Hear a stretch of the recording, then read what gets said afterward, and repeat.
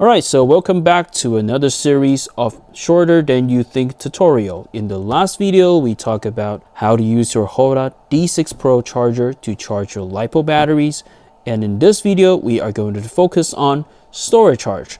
We are going to talk about what is storage charge, why you want it to storage charge, and how to storage charge your LiPos.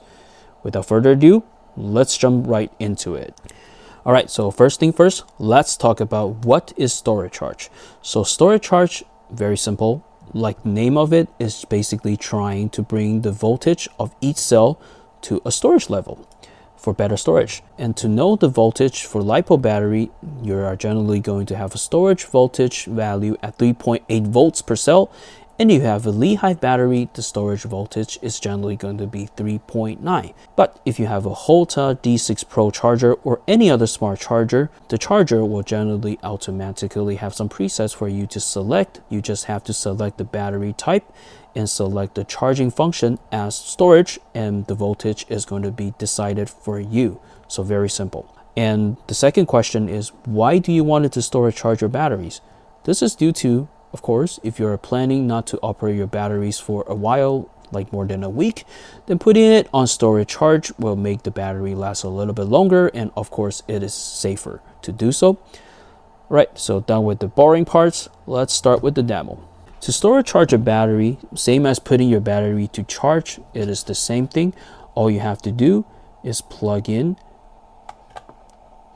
your XT60 cable into the XT60 port and plug in your balanced lead into the same channel. The balanced lead is going to allow the charger to read the voltage of each cell.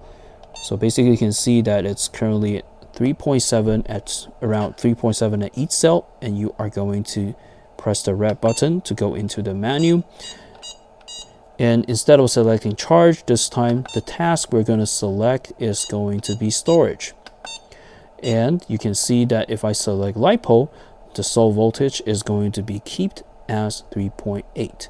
And if I select Li-Hive, it's going to be 3.85. So between 3.8 to 3.9, that's generally a good storage current. But since this is LiPo, we're just going to stick with the original voltage at 3.8. So cell count, make sure this is a 4S. This is also saying 4S, correct. Current setting, same. We're going to charge it at 2C. So this is a 1500 milliamp battery. So basically we're going to charge it at 3 amps to achieve 2C, and we can start task. Same as charging any LiPos, you wanted to stay with it until the charging is finished. So we're just going to wait until it's done. Give it a few minutes. All right, so once the charging is completed, basically it's going to automatically stop at 3.8 volts. So 3.8 volts per cell, and this time you will be able to pause the charging since now it is already at storage mode. So press the red button and to exit it so you can pull it off. So your battery has now been properly storage charged. Alright, so this basically wraps this up, how to storage charge your battery. And if you have additional questions, or if you just wanted to leave a comment, please feel free to leave it at below, and I will try to get back to you as soon as possible. Alright, I'll see you in the next tutorial video. Bye for now.